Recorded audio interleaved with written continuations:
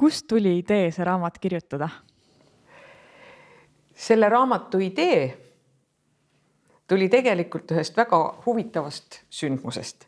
Nimelt, kui meie kodukülla saabusid ärikad ja ütlesid, et siia tuleb tuumajaam meie aia taha, Natura looduskaitseala juurde, seal, kus me olime 30 aastat endale kodu loonud, ühesse ilusamasse paika minu arust.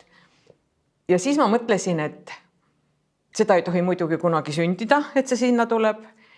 Mitte kunagi ei tohi keegi rikkuda seal seda loodust.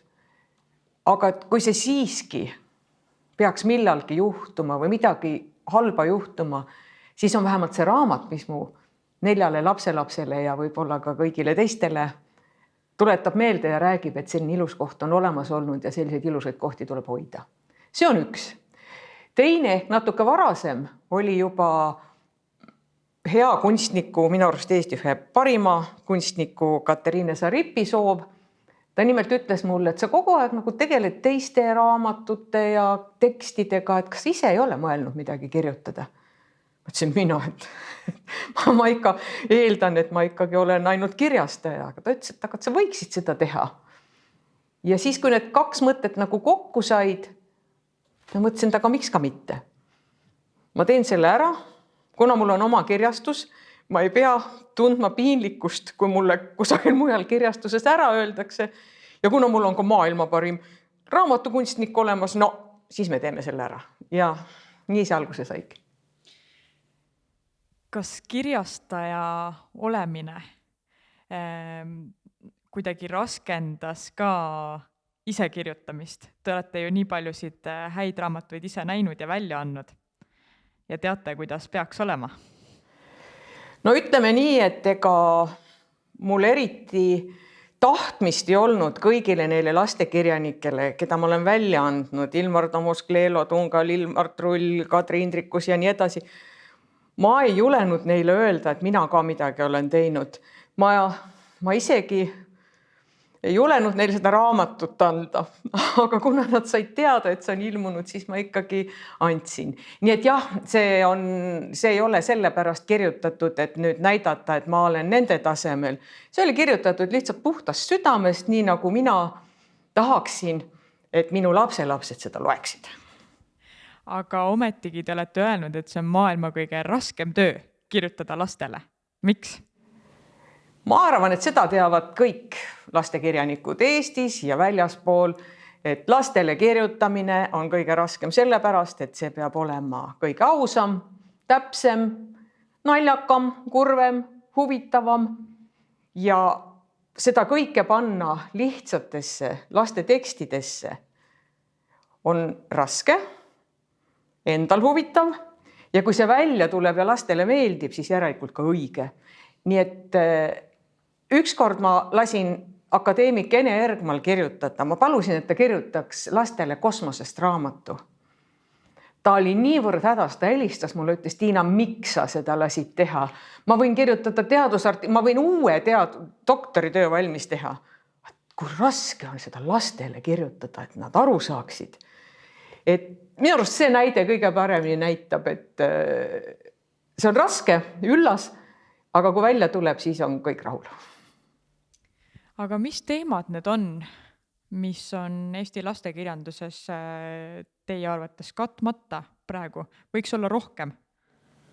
No ma olen kõigile oma headele kirjanikele öelnud, palun kirjutage noortele, natuke suurematele lastele, need, kes ühel hetkel nipsti lõpetavad lugemise, sest neil ei olegi võib-olla lugeda midagi sellist, mis neile huvi pakuks. Võib-olla nad lähevad kohe täiskasvanute raamatutele üle, aga see vaheetapp, mis on näiteks mujal maailmas, kui vaatad Soomes või ükskõik Rootsis, kusagil on selline huvitav noorte kirjandus, nende teemad, need tuleks ikkagi hoopis rohkem ka Eestis tähelepanu pöörata, sest probleeme neil on, kui nad saavad puberteedikuteks ja siis neil on ju väga palju probleeme. Sellest kõigest võiks kirjutada. Aga millest see tulla võib, et seal selline lünk on? Ma ei oska seda isegi öelda, sest et öelda, et nüüd lastel on kergem kirjutada, no sugugi mitte. Aga võib-olla see noortele kirjutamine, see nõuab veel midagi, see nõuab selle noore tundmist. Ja kui sul endal ei ole selleealisi lapsi ja kui sa ei ole võib-olla ka ei puutu kokku üldse nende probleemidega, siis me ju ei teagi, mida need noored mõtlevad, millised nad on, mis neil toimub. Ma ei tea, kuidas seda teha, aga ma arvan, et sellist kirjandust võiks Eestis palju rohkem olla. Aga ma mõtlen sellele. Milline piltide ja teksti suhe lasteraamatus olla võiks? Seda ma tahtsingi öelda, et see raamat, mis nüüd on nomineeritud, mis on väga uhke sõna ja jääb mind saatma elu lõpuni ilmselt, ei ole ju ainult tekst, vaid suur osa lasteraamatust ja väga suur on hea pilt. Ja kui sul on pilt ja tekst kooskõlas ja ütleme nii, et pilt annab veel tekstile juurde, mitte ei jutusta seda alati ainult ümber, vaid on eraldi huvitav, laps leiab siit veel tekstile midagi juurde ja kui see on tehtud professionaalselt ja esteetiliselt, vot siis on hea lasteraamat. Mina ei ole selline kriipsujukkude ja värvilaikude usku kirjastaja. Ma tean, et on moodsaid kunstnikke ja kõike seda, et minu hea sõber Ilon Vikland ütles kunagi, et tema vaatab selle järgi, kas on hea lasteraamatu illustraator, kuidas seda silmi joonistab. Aga ma ei ütle, kuidas õige on. Tema arvates. Kas siin raamatus on õiged silmad? Siin ei ole lapsi. Siin on ainult loomad ja väga ilusad loomad, linnud ja putukad. Aha, nii et laste silmad on lapsi need, oskavad järgi Eestis väga vähesed illustraatorid ilusti joonistada.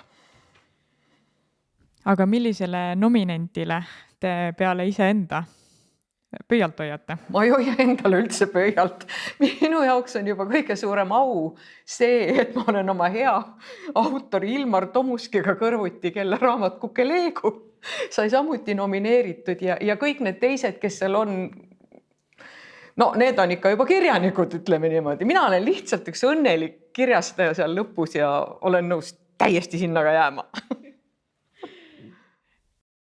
Millal võib lastekirjanik öelda enda kohta kirjanik? Kas pärast teist raamatut juba ütlete? Ei, see ei olene raamatute arvust. Minu arust mõni lastekirjanik, kes on 20 raamatut kirjutanud, ei ole ikka mu jaoks lastekirjanik.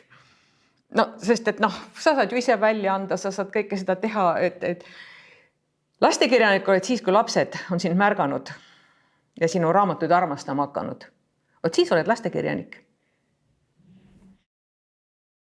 Samal ajal kõndis mööda kraaviäärt kaunis punahirv.